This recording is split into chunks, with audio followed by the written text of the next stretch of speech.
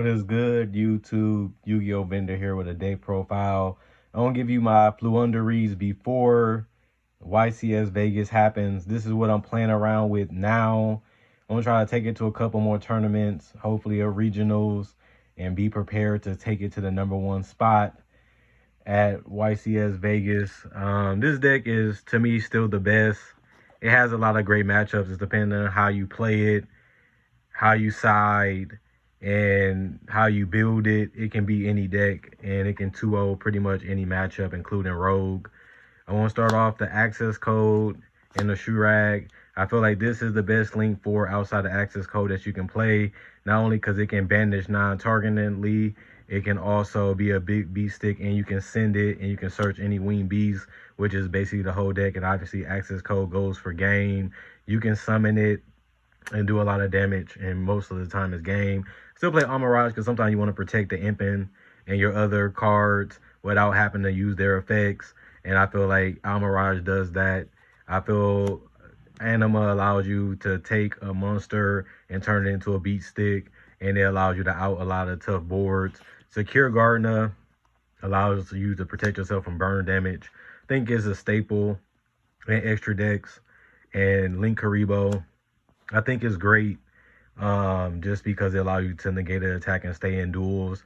It's a defensive card. These cards are more offensive, like Anima, and I think you need defensive cards like Link Karibo and help you survive additional turns, which will help you stay in games. And you got Prosperity, you got Duality, you got Searchability, and it can help you turn the tides of a duel.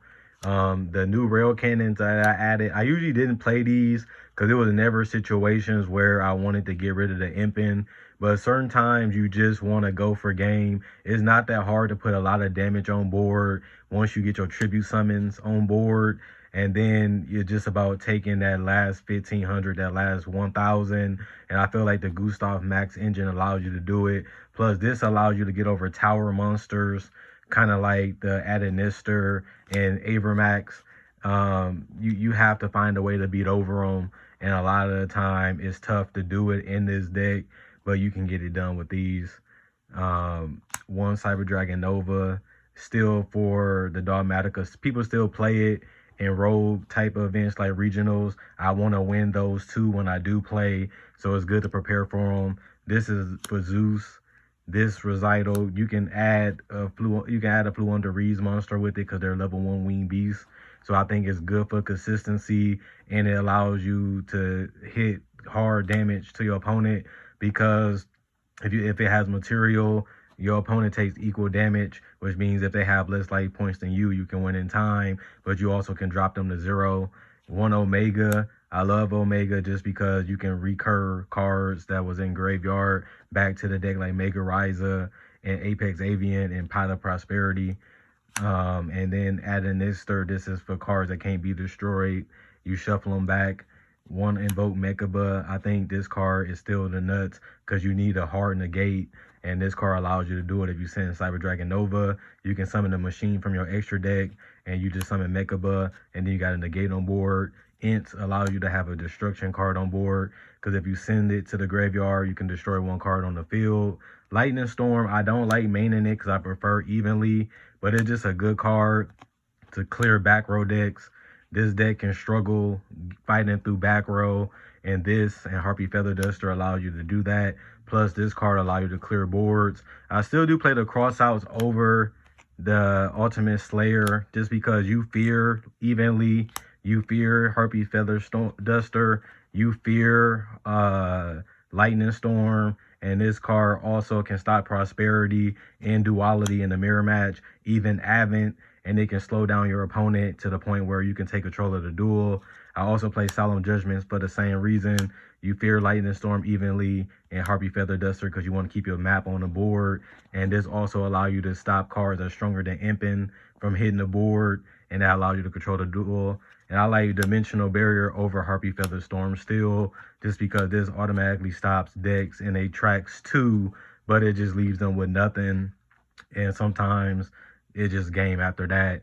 And Rivalry, since your whole deck is Wing Beast, you have no problem with controlling the board. This is a slow deck sometimes, and controlling the game with Impin and Snarl can literally turn the tide of a game in your favor, and then you just go push for damage because they hide monsters. Snow, I love it just because it allows you to stop synchro summoning, fusion summoning, because they have to be face up.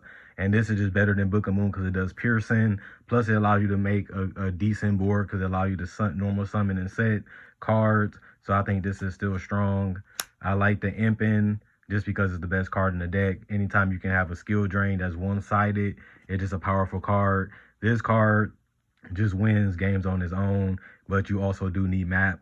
Mega Rise, I still only played one. I might try out two, but the fact that you can recycle it and the fact that it's so powerful, you can recycle Pot of Prosperity, you can recycle Pot of Duality, you can recycle your Macro and your D-Fisher.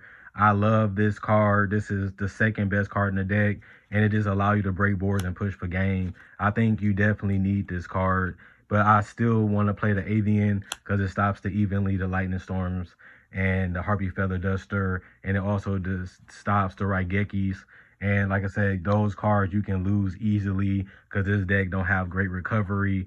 So you just want to keep your power cards on board. And I still play the Samorg. I haven't regretted playing this. It adds a lot of pressure in the deck.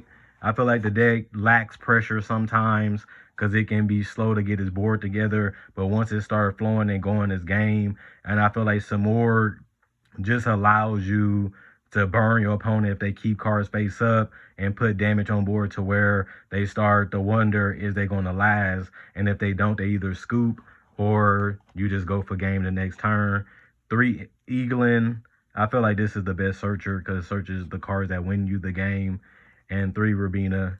This searches you the barrier statue and the other ones that allow you to stay in the game, like Steri and Taken, with their recovery effects and their ability to manipulate the graveyard to your benefit.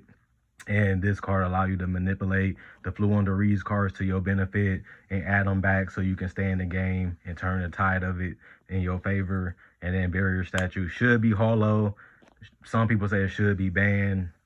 If that's the case, it makes the deck stronger because it's not. And I feel like this card can help you stay in games and win them very easily. It's not auto game like people think because there's a lot of ways you can out it now. But it's still a powerful card. Advent.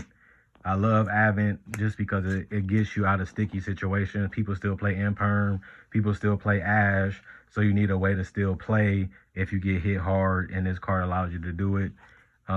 Triple Map, the best card in the deck that's not Impin or Mega Ryza, just because it just allows you to build an established board that's hard to break and beat, especially if your opponent bricks or draws a bad hand. You can just control the game, and then the game is at your tempo. And same with Advent. But this is Unexplored Winds.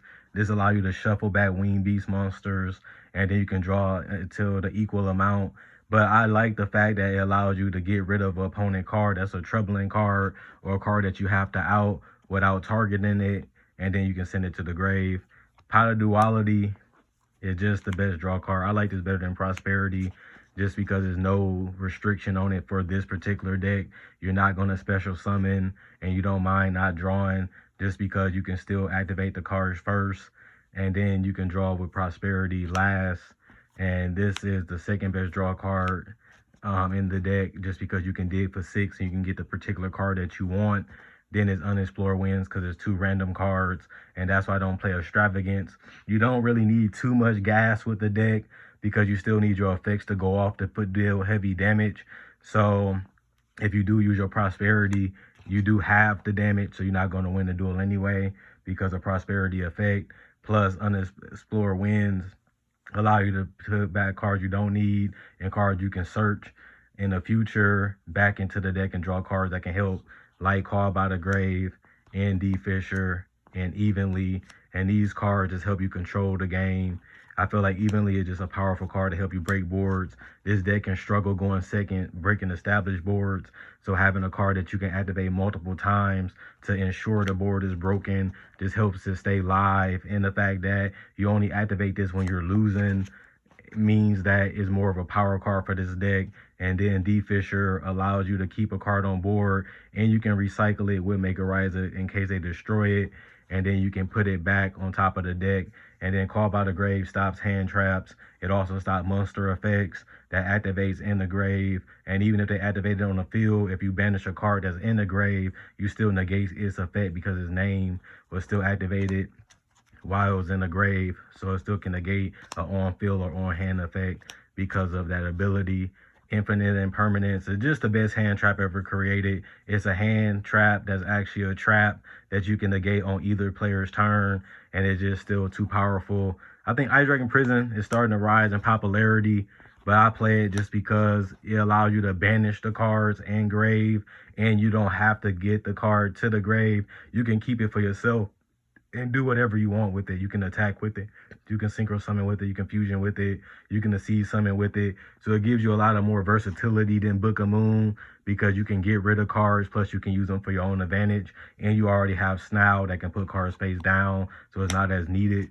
And Floowandereeze and Scary Sea, it just forces your opponent to play under map. And it stops, summons that are special summons. And it just shuts down your opponent.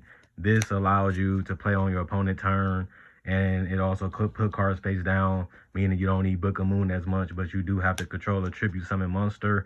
And then Macrocosmos, you can recycle it with Mega Ryza, just in case it get destroyed.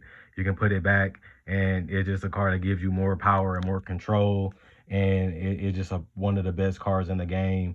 It's been at 1 for years. It finally went to 3. You don't really need D-Shifter because you want to keep them on board so that way you never lose the advantage. And that's why I just play Fisher and Macro. I know you want to activate it first turn, but it's a match. You don't have to win game 1 all the time. In most game 1s, you're going to win. And if you activate this in Fisher and you have a playable hand, you can win any duel against any deck anyway. So it ain't like Shifter. You have to Shifter once just because you rather just have it for the entire duel.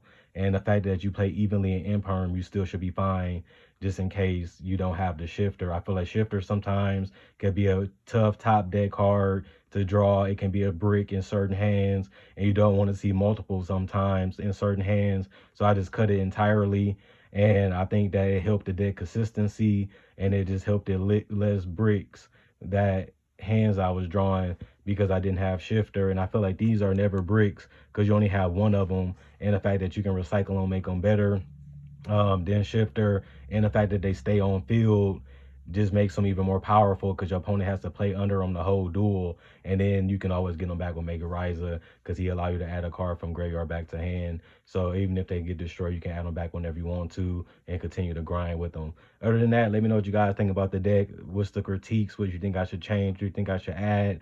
Give me some reasoning because I'm trying to get my final draft done for YCS Vegas. I'm trying to take this thing to the top. I'm loving the mat. I'm loving the deck. I'm loving the tops that it's been having. I'm loving how it's been doing in tournaments and regionals. Now I just got to get a little bit more play testing before I take it to the big event. Let me know what you guys think in the comment section below.